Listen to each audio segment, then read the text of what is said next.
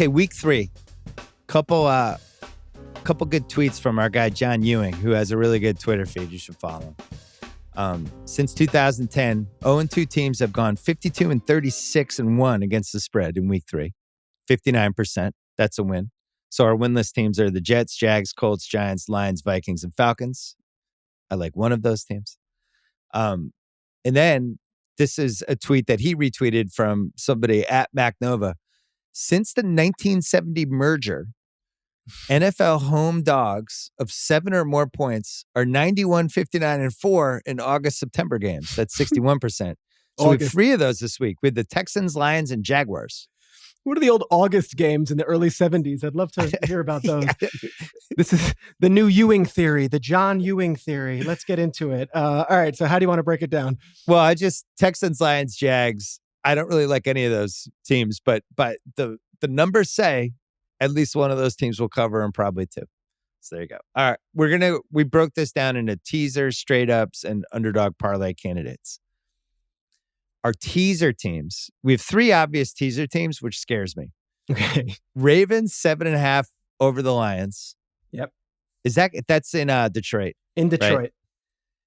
Cards minus 7.5 over the Jags. In Jacksonville, which is the red flag of red flags, because who knows? It could be 102 degrees there.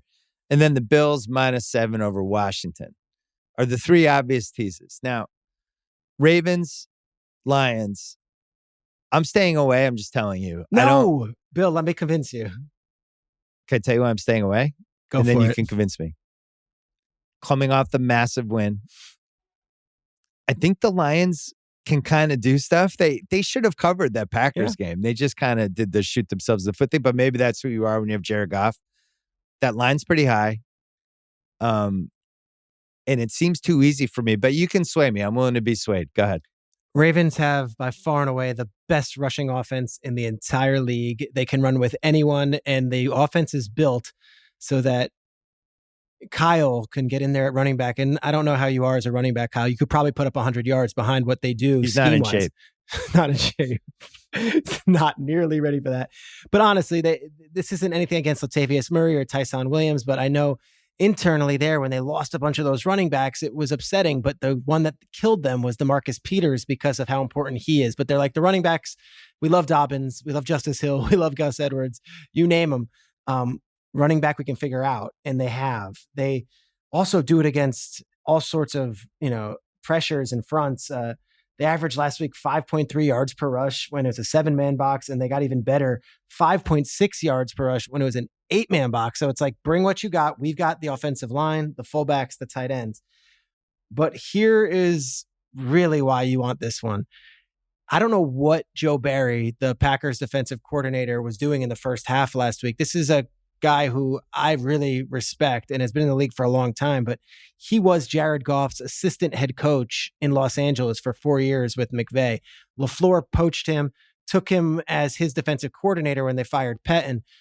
And if anyone knows Jared Goff inside and out, anyone, it's the assistant head coach for the last 4 years. And yet they weren't blitzing at all in the first half. They did not pressure Jared Goff, and he was picking them apart. The second half begins and they start pressuring Jared Goff, and he's not Jared Goff of the first half on that Monday night game. I say that to lead to this point. Wink Martindale, the defensive coordinator of the Ravens, his message is pressure, blitz, go, go, go. I can't see Jared Goff having a successful day against this Ravens defense. It is his worst nightmare. It is a defense that comes at you from all over, and a defensive coordinator just lives with his foot on the pedal. So I don't like the matchup either way. I think the Ravens take care of business. Lamar runs all over the place. And on the other end, I think Goff is in trouble the entire afternoon. I'm going Ravens big in this game. So the Ravens do have the history the last couple of years of the Lamar era of pounding bad teams. Yes. Right? It's a blowout team, and they pour it on, and you feel good, especially if you have Lamar on your team. All right. You talked me into it. I'll mark them down. Cards, Jags, you're not talking me into. I'm not doing it. I need a break. It's fun, though. Doesn't it feel like, I don't know, you could say it could be the ex-girlfriend, or it could be the alcohol, or whatever it is, but I'll go fast food. That's my vice. You're like, I'm never eating this again. And then Friday night rolls around. You're like, all right, there it is. There's the pizza place on the corner in New York City. I'm having a slice. That's how it feels with the Cardinals. It's so good. I'm not doing it. You're I'm so not. prudent. You're so prudent. I'm not doing it. I just need a week off. It's nothing personal. I respect them. The Florida in September scares the hell out of me. The Jags have lost 17 straight games and look worse and worse doing it. No, only 3 teams, here's a stat for you, since 1970 have lost 18 straight games. The John McKay 76 Bucks, the 07 Lions, 09 Lions, and then the 72-73 Oilers, which I have no memory of. They're about to join that club. Like they're really in a rut. And I don't know, you think that they're going to come out there and rally the troops and beat Kyler Murray? I don't see it. It's one of these 3 teases is going to lose. I'm just telling you. Ravens, Cardinals, or Bills. So let's talk about the Bills. Bills -7 over Washington. I think everyone now realizes Washington doesn't have that good of a defense. I think they realize maybe it's hard for them to move the ball. The Giants should have beaten them. I thought outplayed them. Still don't know how they lost. And then you have the Bills, 2 weeks of what's wrong with Josh Allen? What's going on with these guys? I thought these guys were going to be better. What's happening here? This feels like a kitchen sink, lay the smack down, old school. Oh, we'll tell you what's wrong with Josh Allen. Nothing. Watch this kind of game, right? I agree with you. And I think the Bills defense had a statement quietly last week against the Dolphins. I know everyone was like, oh, well, Tua's out. Brissett's not that big a drop off from Tua. And the Bills defense was destroying him. They got this rookie, Gregory Rousseau, who was taken at the end of the first round. He had 5 tackles, 2 sacks, and he was flying all over the place. And AJ Epineza on the other side was coming in there. Like their pass rush is significantly better. I don't know what Taylor Heineke is on the road. He had that home playoff game. Obviously took care of business enough where he gets to stick around. And then the first 2 weeks on the season, they've been home games for them. This is the first Taylor Heineke real Washington quarterback game on the road going into a hostile environment. And I think you're right. It's not only the players that are like, wait, we stubbed our toe week 1. I think these fans are ready to explode again and be like, no, we get a redo here. Let us, now we're home, now in your building. And I think this one could be ugly. I think the Bills take care of business. And you have week 1, they're playing Pittsburgh. Pittsburgh spends the summer planning for a specific way to surprise Buffalo and do whatever. The Miami game was weird. They broke a 50-yard play early. All of a sudden they're up 14-0.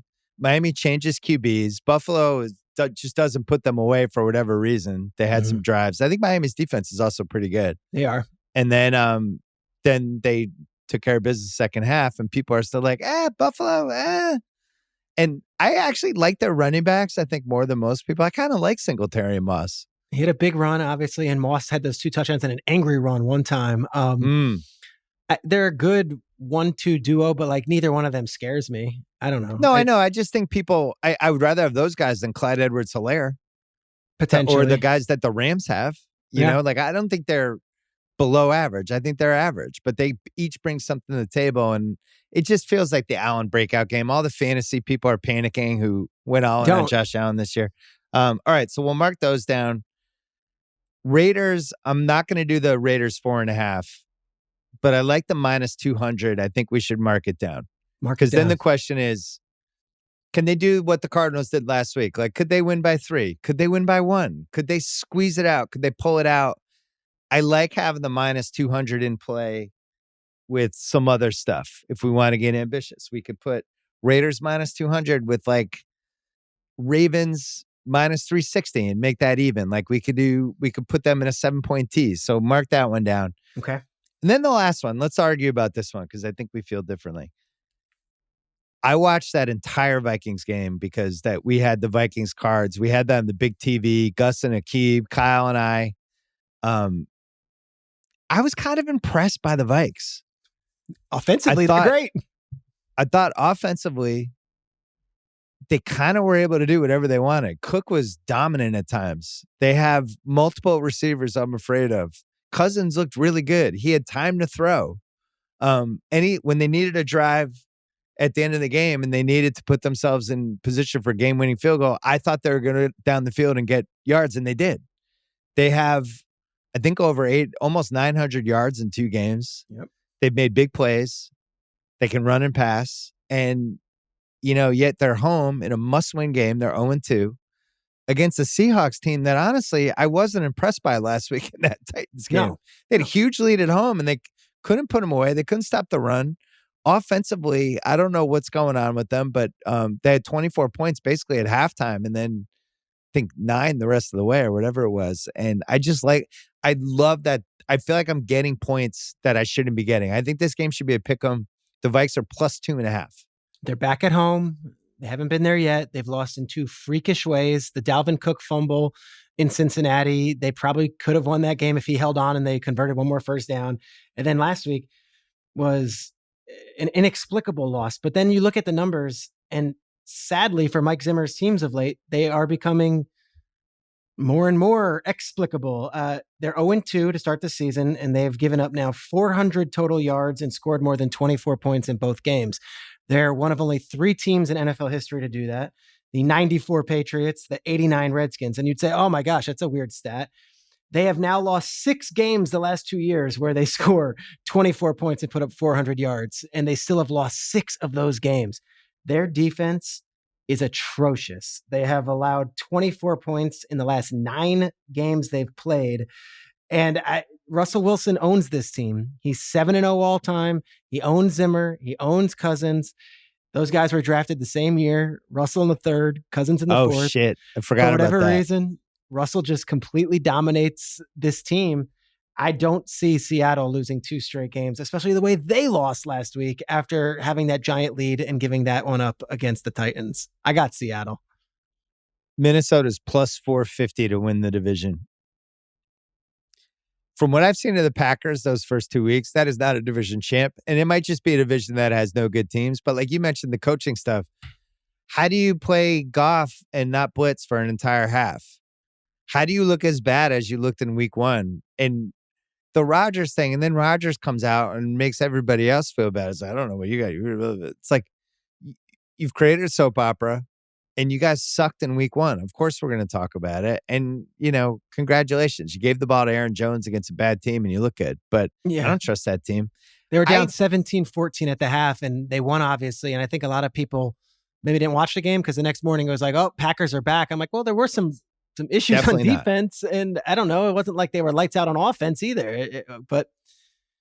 So Minnesota, their over-under was 8.5 this year. They play the Seahawks this week and the Browns at home next week. I don't like it, Bill.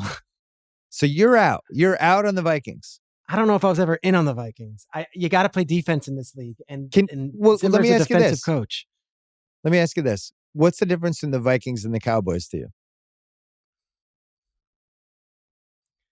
It's fair. It's fair. Put up a lot of points. They're the same fucking team. They have a really good running back situation.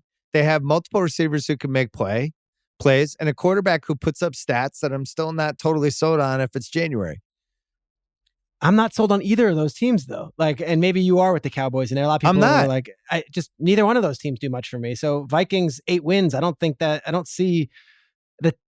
Yes, they've lost in freakish ways the last 2 weeks, but good teams don't lose in freakish ways 2 weeks in a row. So if I tease the Vikings to plus 8.5, you're still not interested. I might not be. Okay. All right. We can. No, it's your picks. Listen, this is valuable information. Kyle knows what I know because he watched that whole game with me. The Vikings can move the ball. All right. So those are our teaser possibilities. Straight up. So I'm going to stay away from Pats Saints. I think the Pats are going to win. I'd love the -3. I don't like the Saints coming off a loss. I don't like the Peyton Belichick stuff. Damian Harris is hurt. He's got this finger thing. He wasn't playing last week. It concerns me that this receiving core just does not seem like they're able to get open. Miami has a good defense. That's fine. The Jets have a young, fast defense, but I still feel like there should have been more big plays than there were. And it just feels like Mac and these guys, I just worry about something about that line freaks me out. Why is that line 4? Why is it 3? What am I missing? Well, the Patriots are averaging 5 yards of play this season. They need to have a short field to score, it seems like. And every time they've scored, it's been because of a turnover. And look, it's a great variance when you say, if Jameis doesn't turn the ball over, we're in good shape. But if Jameis, of all people, doesn't turn the ball over, I don't know. I haven't had any indication through 2 weeks that Mac Jones is leading his team 80 yards on a touchdown drive at any point. And if they keep the game close, the Saints can win this game. I honestly, I look at this and it's all about just limiting Jameis. And then if you're the Patriots, how much are you willing to let Mac do? And I don't know if Bill's ready to let him go. And Josh McDaniel seems to be protecting Mac Jones. Yes, they blew out the Jets, but you can't walk out of that game being like, Mac Jones is the man. It seems like every play design was to keep it safe and make sure he doesn't make a mistake. It's a stay away, so we're staying away. We can't bet the Pats every week anyway. Can we talk about everyone saying that I've just been kissing your ass on the Pat stuff? Because Cousin Sal had a shot at me in the Mondays and said that I just say, yeah, Bill, you're right. Yeah, go Patriots. Not fair at all. I thought, first of all, it was a shot. I thought it was uncalled for. And I think you've pushed back on the Patriots a lot. And frankly, I think he's a little jealous of our $1 million pick success. It's pretty good when you run a gambling website and your picks are and then we'd have this one little thing and we just kind of clean up. I can understand you being upset about it. Yeah, to me, he was just salty about the success. And that's why I didn't take it personally. Games we do like. Eagles plus 3.5 against the Cowboys. And everything you just said about the Vikings, we could say about the Cowboys. I think the coaching situation is just as shaky to me. The Cowboys also have this weird situation now. I like the 10-minute podcast that Pro Football Focus does. They did a whole thing on Monday about should they just play Tony Pollard? And I was listening to it. I'm like, yeah, it actually seems like maybe that he should play more than Zeke Elliott when you watch these games, especially his ability to catch the ball out of the backfield, stuff like that. But I thought they were lucky to win last week. I'm not sold on them at all. I think the line should be Cowboys by 3, so I'm getting a free half point with the Eagles. And as we discussed on Sunday with Sal, like that Eagles-Niners game, the Eagles gave it away in the first half. Like they really should have been up 13-0, 14-3, whatever it was, and they kind of blew it. And the Niners were like, cool, all right, we'll take it. Yeah. But the Eagles do some stuff I like. I think they can really rush the passer. They have skills guys that are a little scary that seem like they can make big plays every once in a while. And I think Hurts in this kind of game, Hurts has seemed pretty limited last week, but against the Cowboys defense can do some Hurts stuff. So anyway, I think they could win the game. I don't know if they will, but I like getting the extra half point. I like the plus 3.5. I could tell you that Sirianni has given every player a shirt on Thursday. I don't know if it's been made public yet. And every one of the players in their locker waiting was a shirt that said, beat Dallas. He's got the t-shirts going. This guy's amazing. Beat Dallas. And he's got another thing up his sleeve for this Monday night game. Here's the only thing. The Atlanta game, I'm looking at it now. Atlanta's defense is atrocious. They have no pass rush. And it looked like Philadelphia's offensive line was mauling guys. Last week against the Niners, it was the other way around where the Niners are like, all right, we have actual dogs on this defensive line. To your point, I don't know if Dallas has that. I thought Micah Parsons was incredible against the Chargers, playing defensive end for the first time. He was amazing. But how sustainable is that over the course of a season, having your linebacker playing defensive end, which he might have to do again? I think Dak is a big game guy. I would be a little nervous betting on this, but I understand if you're saying with those points, you would want to do it. Another one, Colts plus 5 over the Titans. Out. The quarterback situation, we're scratching it off. It's in the Vegas zone, which Sal and I always talk about when it's 4.5, 5 or 5.5. That means even Vegas is like, hey, we don't know either.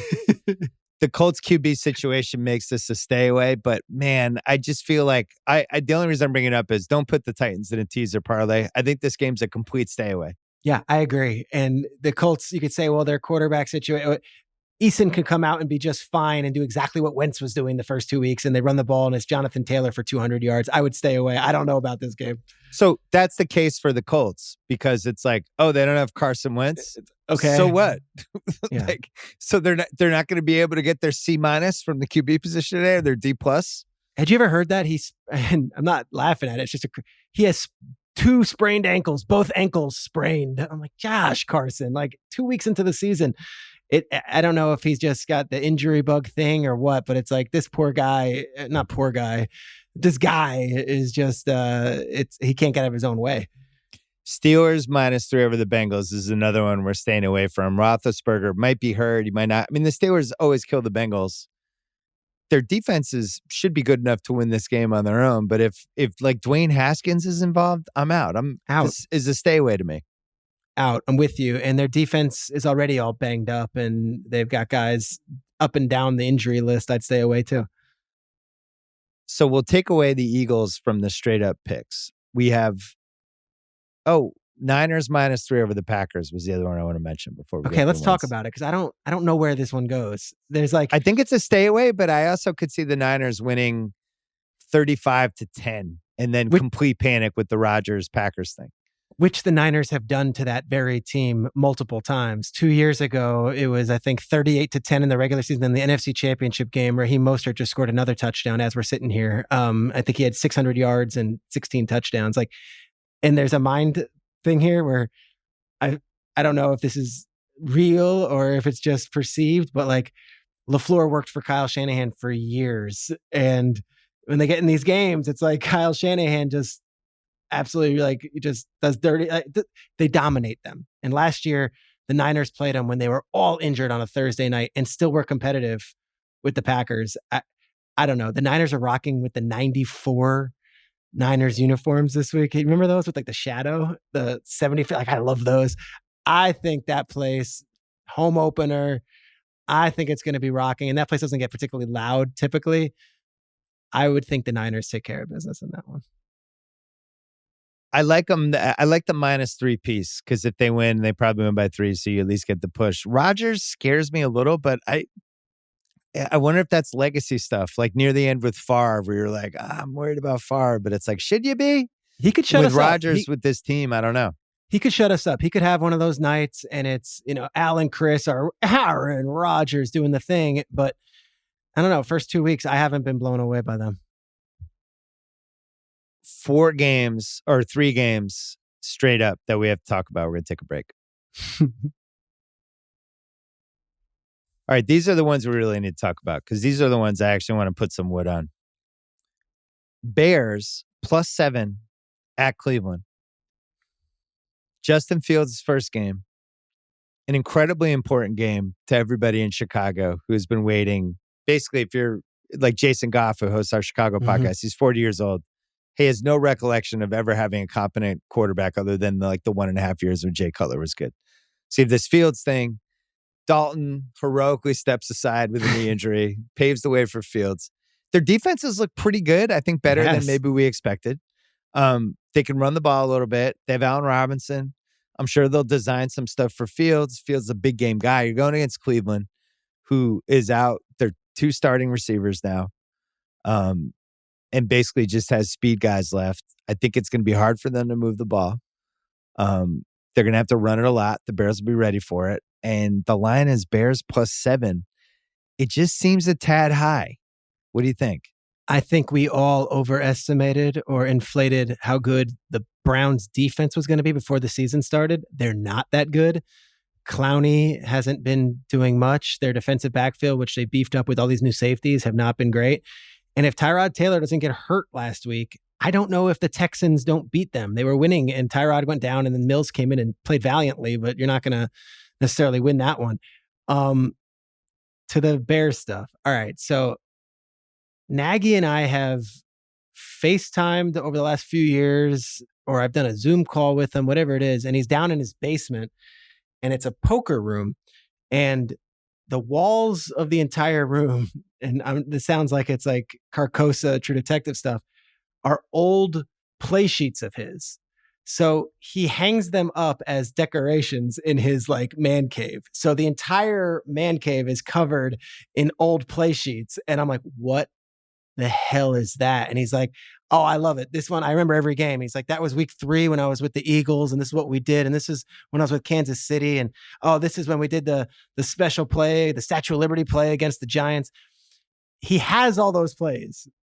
He's been building a playbook for Justin Fields. He hasn't unveiled it yet. I would assume there is 3 or 4 crazy outside the box, not Andy Dalton plays that are going to come out in this game. And I think that might be the difference of having a little bit leg up than just your standard rookie quarterback going out there, babe in the woods type deal. I like the Bears in this game. I do a lot. I think they're going to be fine and competitive. And I know those players, they really like Justin Fields. They're not going to let him falter if they can do anything about it. And who is Baker's security blanket on 3rd and 7? Where's he going? Used to be Jarvis. Not Where's anymore. he going? Is he going to Peoples-Jones? Like Peoples-Jones or screen pass? Who that running back they have, the third string running back? That guy's excellent. Fenton, Demetric Fenton. Yeah. Yeah. It's good. Got a nice spinning run last week. He was really good. Yeah. I like that guy. All right, we're gonna mark down the Bears. Chargers, Chiefs, we mentioned. Chargers plus 6.5. Sharp said something interesting on his podcast with Solak on the Ringer Gambling Show, which is an excellent show that everybody should listen to. I like this Solak, by the way. You reference him a lot. I follow him on Twitter. He's very good. He's good. Where'd he come from? I was not aware of him until last couple of years. I see like the analytics. He's not just promote your guys, but like he's a good follow. What's his story? We got to Spotify 18 months ago. Went down to Sweden and we basically put this stuff on a notebook of like create a football guy for us. So they used all this stuff, they DNA, and they've CGI'd him. He's not a real person. No, he was from Philly. He's really good and he's been an incredible addition. But yeah, ESPN made that same trip and got Mina Kimes a couple of years earlier. You guys went and you got Solak. Good. That's what we heard about the Mina Kimes thing. We were like, we have to do this. So Sharp said on the pod, since week 9, 2020, the Chiefs are 1-11 against the spread. 1-11. All right. So what are the reasons for that? The public loves the Chiefs. Yeah. They're fun the public loves Patrick Mahomes. You feel good when you bet on the Chiefs. I really think this line should be Chiefs by 4 or Chiefs by 4.5. I think they bumped it by 2 points because everyone bets on the Chiefs. This is, in my opinion, a must-win game for the Chargers. I love the plus 6.5. I know you like the Chiefs a little more, but I just think you can run. You'll at least get in cheap touchdown zone, even if the Chiefs are up by 11 with 2 minutes left. I still feel like Chargers get it. So we're marking that down. Here's the big dog, Bucks Rams. I've switched my opinion on this. Okay, let me hear. Initially, I was like, oh, the Rams, they're home. This is great. And then the line moved toward the Bucks. That's weird. Now I'm getting the Rams at home with points. But I thought about their defense those first 2 games. It just wasn't good. Just wasn't impressed. I thought it was going to be better. Now, obviously, they lost their defensive coordinator, their Chargers. Raheem Morris is in, who everybody likes. But I just didn't feel like they were getting stops either week. So now you have the Bucks coming in. And from what I've seen from the Bucks, man, Brady fucking knows that team now. Like he knows it. They're not even running the ball that well, but it just seems like anytime he wants to get 7 to 10 yards, he can get it. Their defense, people are like, Bucks defense, what's going on there? Well, week 1, Cowboys, that's a top 5 offense. Yeah. Week 2, Atlanta, for whatever reason, the Falcons have always been able to move the ball on them. And I think that, to be honest, I know this sounds so simplistic. I think they got bored. They were up and it was like, all right. And then they woke up and then they were like, all right, let's put them away. It never felt like that was a game. It was a 3-point game. It was almost like the Buccaneers were like, just like, all right, fine. Yes. And then it was like, okay, turn it back on, you know? So I feel like with the reason I lean toward Bucks minus 1.5, I know this is tough for you. This is your co-host, Sean McVay, your flying coach co-host. You're always going to, you like the Rams. You're in on the Rams this year in general, and I am too. I have multiple season bets on them. I think at this point of the season right now, I think the Bucks are better. By December, we'll see. But I think right now, Brady has a command, and I've seen it because I watched that guy for 20 years. I know when he has a team that he likes and when he just kind of knows, he gets this team. I think he's going to come in. I think he wants to be 3-0 heading into that Pats game. I think he's going to have that whole team locked in. And I just think they're going to beat the Rams this week. Okay. Couple things. Oh, and I didn't mention the Sony Michel Henderson thing. I think having really, really below average running backs is a fucking problem when you have to beat an awesome team. Yeah. First off, the Brady never playing in Los Angeles narrative is going to be a big one. He's never played a NFL game in Los Angeles. There was no teams in Los Angeles for a lot of that period. Do you count being the backup on a Rose Bowl team in 1998 as having played in Los Angeles? Did not play. Brian Griese was the quarterback. Do not count it. Does not count. So this is his first game in Los Angeles. All right.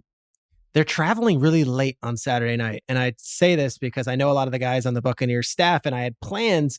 I'll be in LA on Saturday. I was supposed to get together during the day, and they called me. They said, Bruce changed the schedule up middle of the week. Now we're coming in late. So we're doing all our meetings and then flying in and then getting in late on Saturday night. And then we're going to play, obviously, on Sunday afternoon. I don't know what that means or but there obviously was some reason that Arians was like, all right, here's why we're changing that strategy, which I love that kind of stuff, the travel logistics and why and when, and I'll get the answer. But this Buccaneers team knows what happened last year when they played these guys. The Rams beat them in Tampa. They're pissed about it still. This guy, Jordan Fuller, picked off Brady twice, and it was the game, and it was Monday night game, and of course they would lose to the Chiefs, and then they wouldn't lose again. I think there's a lot of respect mutually for both these teams. The reason I would take the Rams on this, I think it's even, and the Rams are the home team, and it's a Sunday afternoon game in LA, and it's the second game in there, and if you're asking me, does home and away matter? Here's the classic example of I will take the home team in this game just because I think both these teams are really good, and I can't make a decision based on their offense will blow that defense out. Rams are home. Tampa's flying across the country. I know Brady doesn't get worried about these type of things. I like the Rams. See, now Sal on Sunday is going to be like, oh, Schrager, of course he wasn't going to go against the Rams. He might. That's another thing. He might. I like the Bucs. I think they're better. And the Michelle-Henderson combo, I just can't get past it. Does the Fournette-Rojo combo do much more? I don't think they're going to even need those guys, though. Part of the problem with here's what would really worry me if I'm a Rams fan, which I'm not. Why don't they just double-team Cooper Kupp? Just take him out. Now what do you do?